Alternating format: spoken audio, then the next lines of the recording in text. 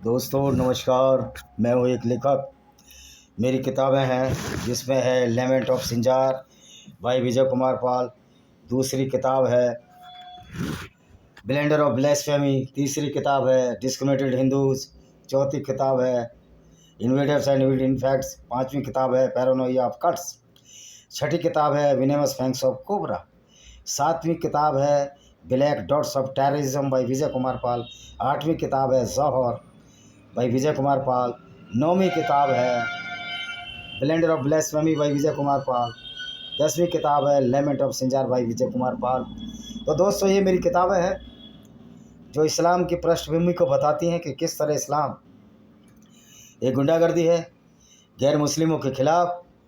और अभी भी जो अफ़गानिस्तान के विदेश मंत्री आमिर खान मुत्तकी आए हुए हैं वो उसी अहमद साहब अब्दाली की औलाद है, उन्हीं के वंशज है जो कि लुटेरा था। और आज हम इस लुटेरे का इतना इस्तेमाल कर रहे हैं। देवबंद में जाने की आज्ञा दे दी योगी जी ने उसको। होना तो यही चाहिए था इन अफ़गानी लुटेरों का, चाहे वो अफ़गानिस्तान का विदेश मंत्री हो। ये वही लोग हैं जिन्होंने हमारे पाकिस्तान के जो मुस्लिम कन्वर्टेड हो गए हैं वो भी हिंदू ही थे और हम भी हिंदू ही थे और हैं अभी। तो उनकी बहनों दी बेटियों की इज्जत लूटी और अफ़गानिस्तान लुटेरों ने लाहौर को लूटा। महमूद गजनवी ने लाहौर को जलाया, महमूद गजनवी ने लूटा। तो ये लुटेरे का वंशज का एक औलाद आज आमिर खान मुत्तकी जो कि अफ़गानिस्तान का विदेश मंत्री भारत आया है। और मज़े की बात ये मौलाना है, वहाँ जाकर ये हदीस पढ़ा रहा था। मैं पूछता हूँ वो भी हदीस पढ़ा देता जिसमें मोहम्मद के दामाद हज़रत अली ने 2 यहूदियों को ज़िंदा जला दिया था जिन्होंने इस्लाम कबूल करने के बाद इस्लाम को छोड़ दिया था। वो भी हदीस पढ़ा देता कि मोहम्मद ने 6 साल की आयशा बिन अबू बकर जो इनका पहला खलीफा अबू बकर था उसकी लड़की से शादी की। 9 साल की उम्र में उसके साथ इंटरकोर्स किया, मुशावरत की। जब ये खुद 54 साल का था, 18 साल की उम्र में वो विधवा हो गई और ये दुनिया छोड़कर चले गए। हदीस में ये भी पढ़ा देता कि मोहम्मद काफ़िले लूटा करते थे। कई बार अपने चचेरे भाई अबू सुफियान के काफ़िले लूटने की कोशिश की। जब नहीं लूट पाए तो जंग बदर हुई जंग बदर हुई। वो बेचारे लड़ने ही नहीं आए थे मक्का के लोग। वो तो पता लगा कि ये मोहम्मद सबके काफ़िले लूट रहा है क्योंकि मदीना चला गया था और काफ़िलों का रूट वही था।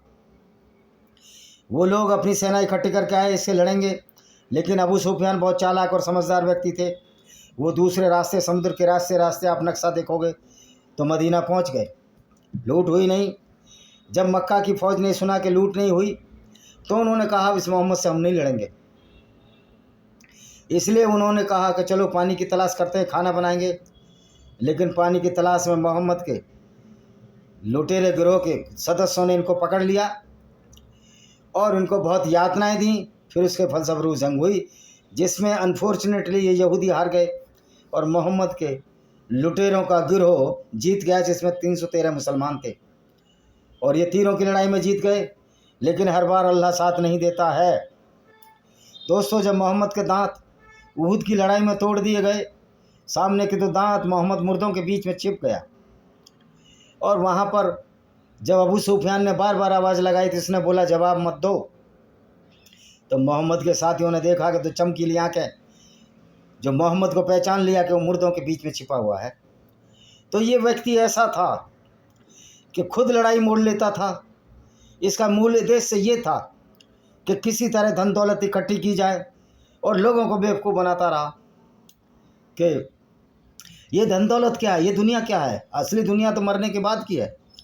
यानी कि LIC की पॉलिसी तो गारंटी है कि LIC का पैसा मरने के बाद मिल जाएगा, जीते जी मिल जाएगा।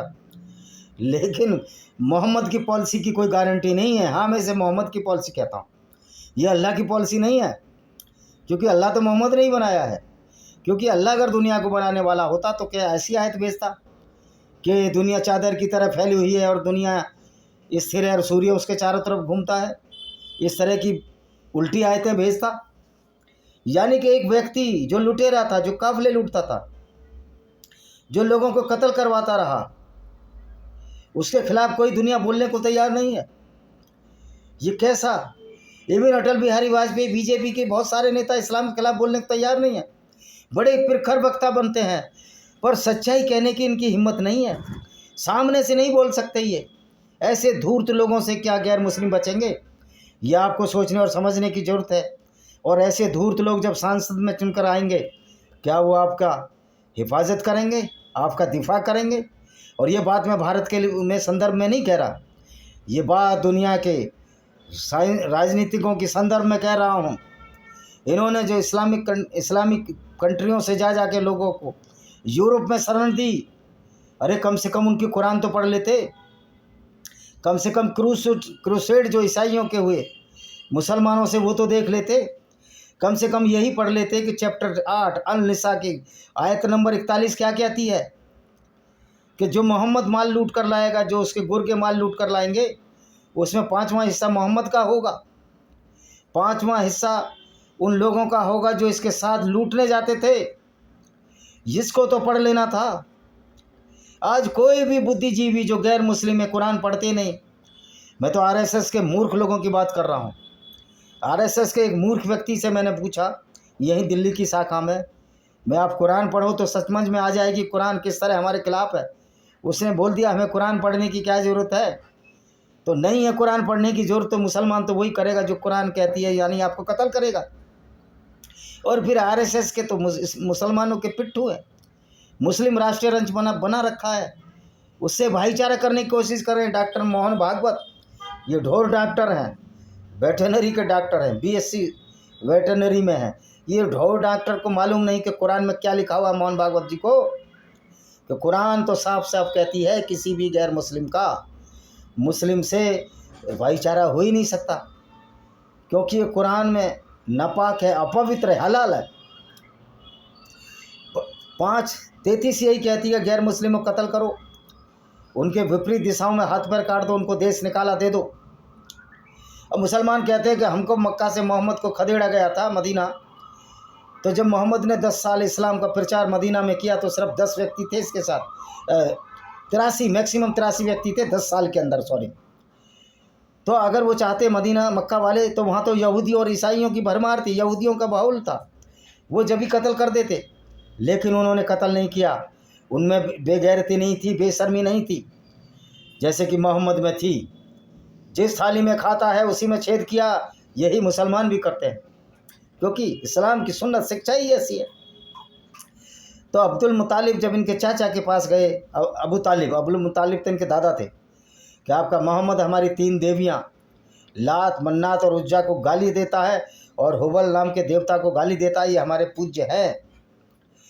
तो अबू तालिब ने कहा मेरा भतीजा मेरे कंट्रोल से बाहर है, मैं उसका कुछ नहीं कर सकता। झूठ बोलता था कि मक्का की यात्रा पर गया, मैं जेरूसलम में अल-अक्सा मस्जिद में नमाज़ पढ़ी, जो मस्जिद वहाँ बनी नहीं थी, वो मस्जिद तो मोहम्मद की मौत के बाद बनी।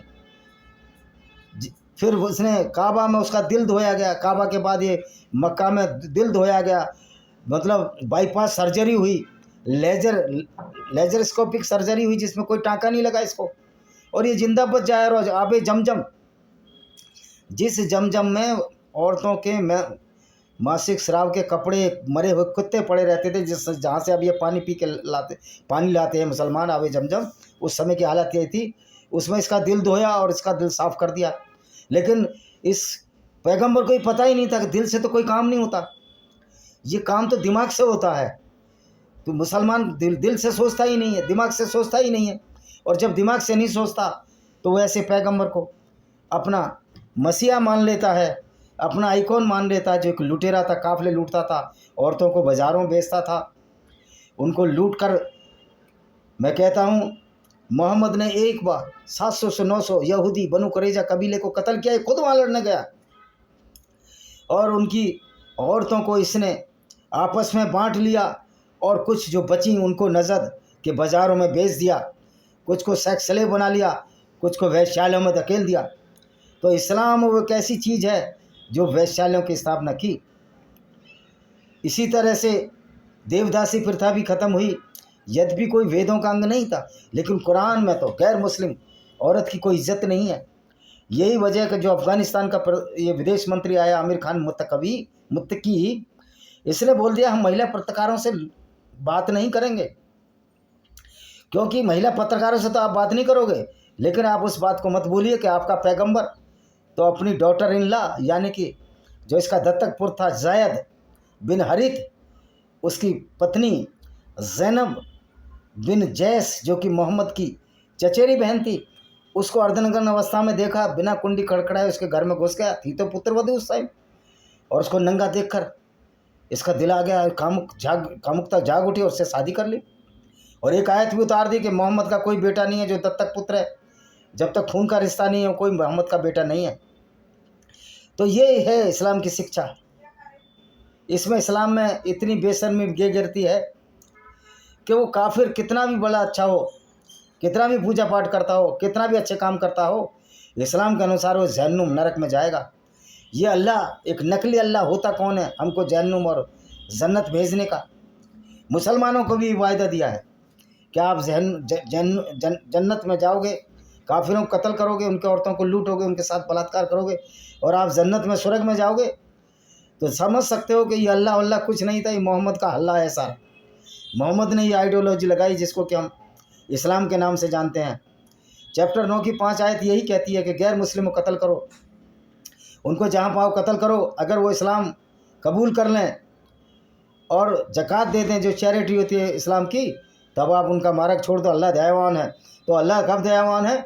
जब आप मुसलमान बन जाएं तब आप दयावान हैं, नहीं तो अल्लाह तो बिल्कुल उन्मादी है आपकी औरतों के साथ बलात्कार करने, उनको लुटवाने, उनको बाज़ारों में बेचने के लिए। क्योंकि उसने ऐसा ही पैगंबर भेजा जो काफिले लूटता था, औरतों को बाज़ारों में बेचता था, लोगों को कत्ल करता था, उनकी फसल लूट लेता था, नकदी लूट लेता था, घोड़े हथियार लूट लेता था। तो इस लुटेरे पैगंबर की विचारधारा को मानने वाला था अफगानिस्तान का एक लुटेरा अहमद साहब अब्दाली आया था, जिसने भारतीय नारियों के सोनीपत के रोडों पर खेतों में उनके साथ बलात्कार किया। वो हमारे सिख भाई जो हिंदुओं से निकले हुए हैं, इसमें किसी को बुरा लगे तो बुरा लगे, सच्चाई यही है, जो हिंदुओं से निकले हैं उन्होंने मराठा औरतों की असमत बचाई। लेकिन कुछ फिर भी कुछ औरतें, महमूद गजनवी और गोरी और ये नादिर शाह, जितने भी इस्लामी गुंडे थे वो ले गए और उनके साथ बलात्कार हुआ, उनको बाज़ारों में बेचा गया। फिर भी हिंदू का खून नहीं खालता। ये चंद्रशेखर रावण मुस्लिम और दलित गठजोड़ बना रहा है। मुस्लिम दलित गठजोड़ हो ही नहीं सकता, क्योंकि इस्लाम तो कहता है कोई भी गैर मुस्लिम हमारे लिए नजर से पोटी जितना गंदा है। चंद्रशेखर भी पोटी जितना गंदा है, काफिर है, वो भी वाजिब कत्ल है इस्लाम की नज़र में। मायावती भी वाजिब कत्ल है। और जो सेकुलर लीडर राम कुमार भाटी है, जो कहता है मुझे मोहम्मद का कैरेक्टर पसंद है, लुटेरे मोहम्मद का, वो भी वाजिब कत्ल है। ये बात इनकी समझ में क्यों नहीं आती? और हम इसी बात को समझाने की कोशिश कर रहे हैं। 5:33 कुरान की आयत यही कहती है कि गैर मुस्लिमों के हाथ पैर विपरीत दिशाओं में काट दिए जाएं। तो राम कुमार भाटी के भी हाथ पैर अगर इस्लामिक राज हो विपरीत दिशाओं में काट दिए जाएंगे और कोई सज़ा नहीं होगी। लेकिन एक वो मदन भैया है जो सर्टिफाइड गुंडा था, हम जिस कॉलेज में पढ़ते थे वहाँ ये पढ़ता था, लेकिन कभी तो आया नहीं, हमसे तो बड़ा है थोड़ा उम्र में, 10-12 साल। इसने पढ़ाई नहीं की, किडनैप करता था, अपराधी था, और आज एमएलए बन बैठा है। और फिर बाहुबली बोलता भाई तुम काहे के बाहे बोलियो, तुम तो नराधम नीच मूर्ख व्यक्ति हो, जो अच्छे लोग, जो गुर्जर में अच्छे लोग हैं, उनका मानसिक शोषण कर रहे हो, वोट ले रहे हो उनसे। तो मोहम्मद की विचारधारा भी इस तरह मुसलमानों का मानसिक शोषण कर रही है। और मुसलमान है कि अंधा हो रहा है, उसका ब्रेन वॉश हो चुका है, क्योंकि मुसलमान दिल से नहीं, दिमाग से नहीं, दिल से सोचता है। आज जो मुसलमान दिमाग से सोचते हैं वो इस्लाम छोड़ चुके हैं। भारत में 6% मुसलमान इस्लाम छोड़ चुके हैं। 1.2 करोड़ लोग ऐसे हैं जो इस्लाम को मानते ही नहीं और मेरी इन बातों से प्रभावित हैं। और जो कट्टरपंथी हैं वो कुछ भी बोले, वो तो लुटेरे को अपना पैगंबर मानते रहेंगे। तो उनका अल्टीमेट उपाय तो उनको एलिमिनेट ही करना होगा। ऐसे लोगों को जो इस्लामी गुंडागर्दी पूरी दुनिया में करेंगे, उनको तो एलिमिनेट ही करना होगा, जैसे गाजा में इजराइल ने किया। तो आज वक्त ज़रूरत है कि सारे गैर मुस्लिमों को कुरान पढ़नी चाहिए, इस्लाम को पढ़ना चाहिए, और तब ये देखना चाहिए कि वास्तव में इसमें लिखा क्या है। कोई यूं ही नहीं लोगों ने किताबें लिख डाली हैं। महासे राजपाल ने रंगीला रसूल यूं ही नहीं लिख डाली, जॉन सीना ने अंडरस्टैंडिंग मोहम्मद यूं ही नहीं लिख डाली, और बहुत सारे लोग हैं जिन्होंने इस्लाम की पोल खोल कर रख दिया, पोल पट्टी खोल कर रख दी है। और उन लोगों को मैं धन्यवाद देना चाहूँगा जिन्होंने ये सर्टिफाइड साबित कर दिया है कि मोहम्मद एक सर्टिफाइड लुटेरा था, क्रिमिनल था, किलर था, रैपिस्ट था, जो छोटी औरतों से बच्चे शादी करने वाला एक पीडोफाइल था, एक मानसिक रोगी था। और मोहम्मद तो वैसे भी मेंटल था ही, उसको कोई आयत आती थी उसको टन टन घंटियाँ बजने लगती थी, मुंह से झाग निकलने लगते, ये इनकी हदीसों में है। तो दोस्तों आप समझ सकते हो कि अभी भी भारत के गैर मुस्लिम, पूरी दुनिया के गैर मुस्लिम अभी भी जाग नहीं रहे हैं, अभी भी नहीं जागेंगे तो आपकी आगे वाली नस्लें बर्बाद हो जाएंगी। Your next coming generation will be in distress if you will not fight against the Islamic Gunnism. And I appeal to all the non-Muslims of this world that you must read the Quran and the Hadith, and then you will find the exposure of the character of the Prophet Muhammad, that he was the pedophile, the rapist, the killer and the robber, and he was a certified criminal according to their Quran, their hadith, the description of the deeds, or rather the heinous crime deeds of the so-called Prophet Muhammad. So my dear non-Muslims, I appeal that we must fight against this Islamic Gunnism, and my request to all Muslims, please know how the Quranic description, the hadith, that what the deeds of this so-called Prophet Mohammad bin Abdullah. Thank you very much. आशा है कि video पसंद आएगा। Video को share करें, channel को subscribe करें, bell icon दबाएं जिससे आने वाले नोटिफिकेशन मिल सके, और मेरी किताब में जरूर पढ़ें। पूरा इस्लाम की कुरानिक आयतों का मैंने हवाला दिया है। इसी के साथ मैं इस वीडियो को विराम देता हूँ। वंदे मातरम, जय हिंद, आपका दिन शुभ।